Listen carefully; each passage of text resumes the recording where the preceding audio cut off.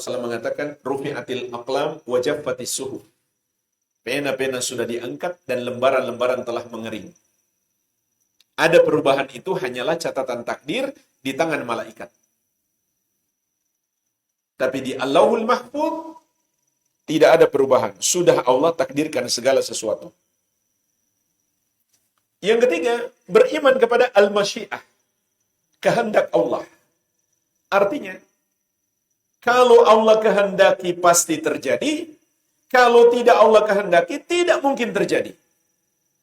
Apapun yang terjadi adalah kehendak Allah. Yang keempat, beriman kepada al-khalqu, penciptaan. Artinya, segala sesuatu terjadi karena Allah ciptakan. Manusia adalah ciptaan Allah. Perbuatannya juga ciptaan Allah.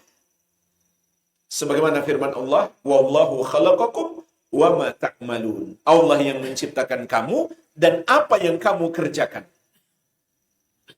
Sebutir debu adalah ciptaan Allah.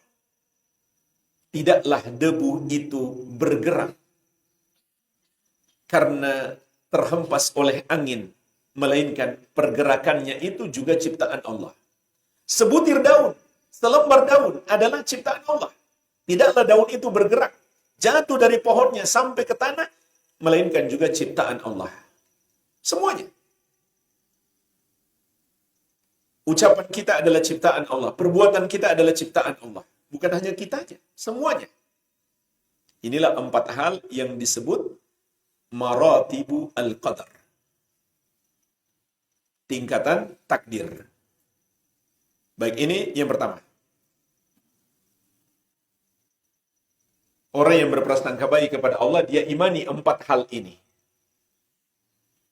Kalau dia meyakini misalkan manusia itu yang menciptakan perbuatannya sendiri,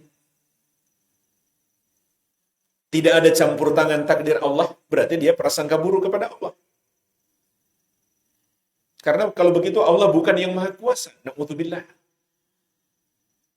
Kalau dia meyakini Allah nggak akan tahu apa yang akan terjadi, berarti dia prasangka buruk kepada Allah.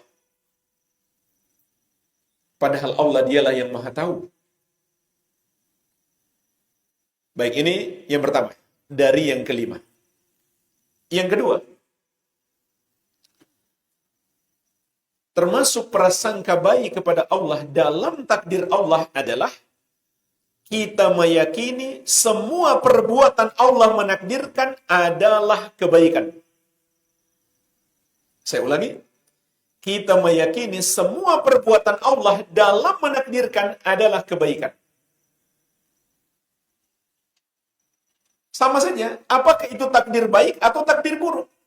Perbuatan Allah dalam menakdirkan adalah kebaikan. Lalu di mana letak keburukannya? Keburukannya ada pada apa yang Allah takdirkan. Jadi 2 hal ini harus kita bedakan.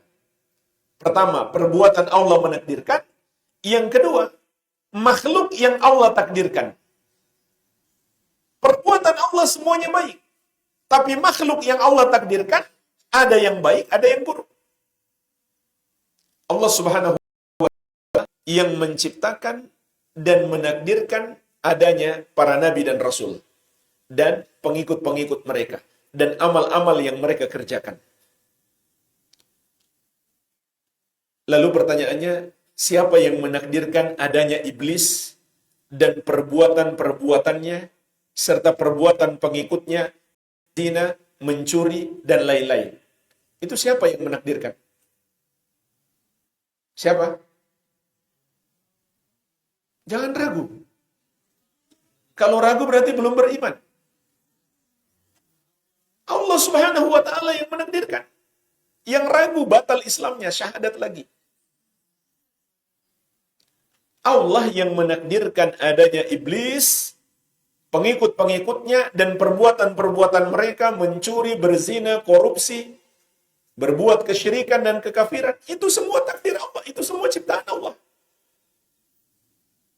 Tapi perbuatan Allah dalam melakukannya adalah